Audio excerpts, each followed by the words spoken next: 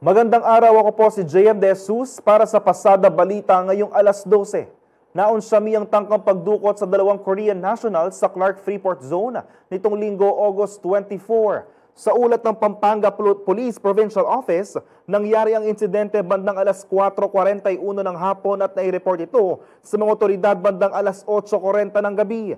Ipinabatid ng Clark Development Corporation o CDC ang impormasyon kung saan dinukot umano sa isang coffee shop ang mga Koreano na kinilalang sina Ho Junjo, 32 anyos, may asawa at naninirahan sa Angeles City, at Jung Sung Nak, 33 years old, single at residente ng Clark.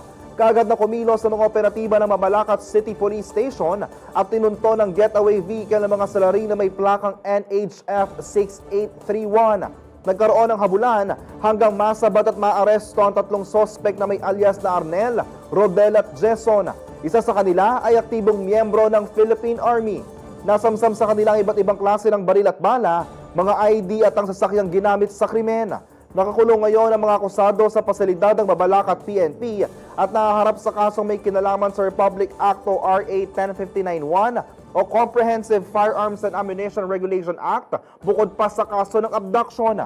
Nagsasagawa rin ang kapulisan ng masusing investigasyon kung sangkot ang mga sospek sa iyo pang kaso ng pagdukot sa mga foreign nationals sa lugar. Ayon kay Police Colonel Eugene Marceno, Direktor ng Pampanga PPO, magsisilbing babala ang insidenteng ito sa mga masasamang loob na hindi ligtas ang sino mang gagawa ng krimen sa probinsya. Asahan raw ang mabilis na aksyon ng kapulisan upang buwagin ang lahat ng banta sa seguridad at kapayapaan.